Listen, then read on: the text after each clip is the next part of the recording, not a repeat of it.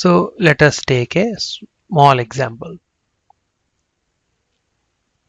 Okay, so let x of t equal to rect of t by 2, and we know that this fellow has what as Fourier transform x of j omega equal to 2 sine omega by omega. We already know this result. Okay, yes. Now what is the question? Find the CTFT of, let's say, first one, which is x of t by 2. So what is happening? So we want to find the Fourier transform of time scaled version. So let me call this as x1 of t, which is equal to x of t by 2. Okay, so this fellow will have what as Fourier transform x1 of j omega, which is equal to how much here? Yes, so this is looking like x of a t, where a is half. So definitely what is this fellow's Fourier transform?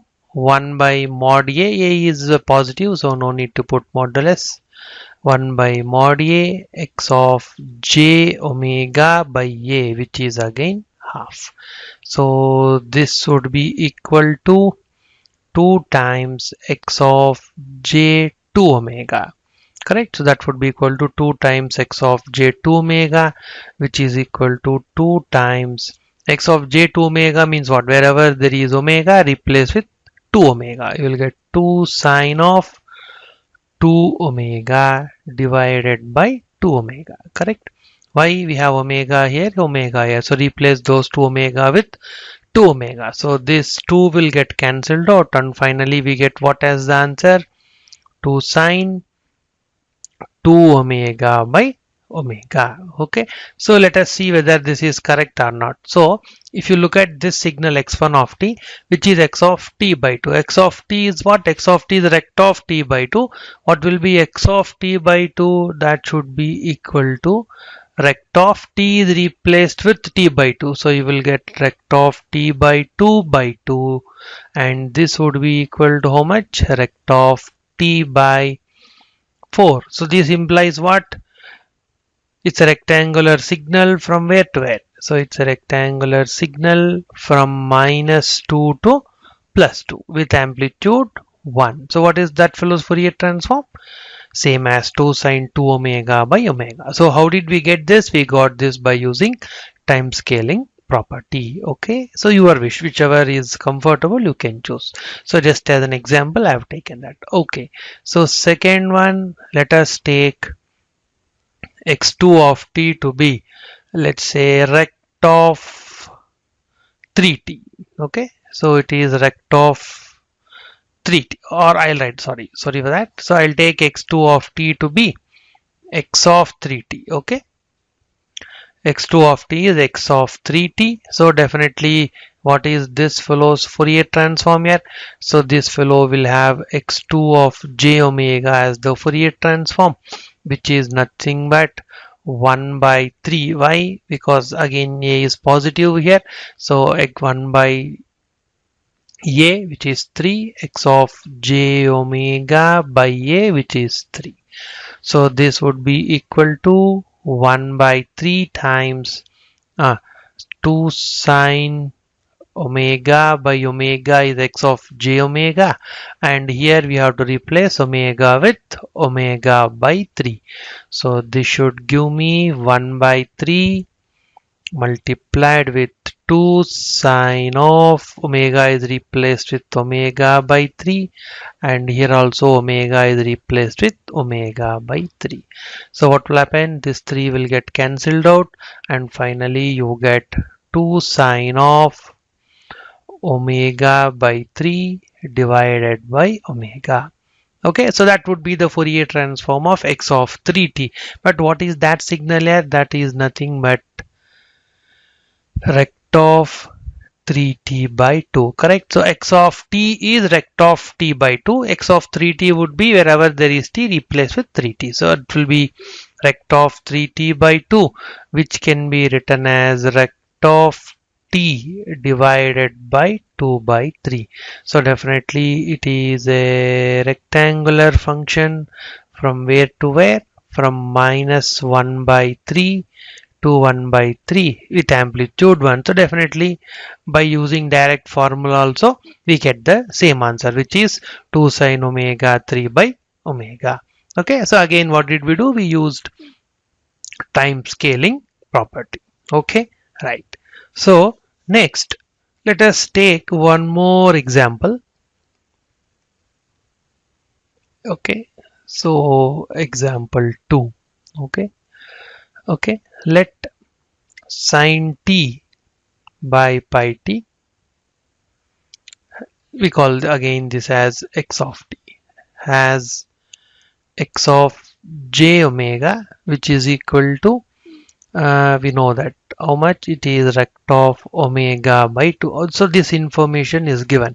So let us plot the plot the signals in both the domains. Okay, plot the functions. So if you look at this function, so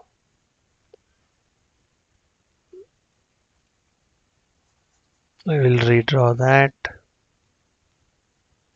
Sine t by pi t, the plot of which will look like this. Okay, it's a sinc type function.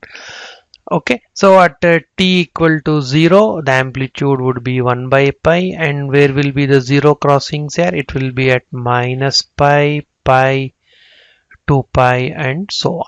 Okay, I'll leave it like that. Okay, so what happens to this fellow's Fourier transform? That fellow will have a rectangular function from minus 1 to plus 1. Why? Because width of the rectangle is 2 and amplitude is 1. So now let us write down the question. Okay. Okay.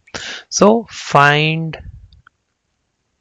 CTFT of first one. Let us take x1 of t to be equal to x of 2t. Okay, x1 of t equal to x of 2t. So what will happen? Okay, so corresponding Fourier transform would be how much? That should be equal to x1 of j omega. Okay, and that is equal to, according to time scaling property, that should be 1 by 2 times x of j omega by 2.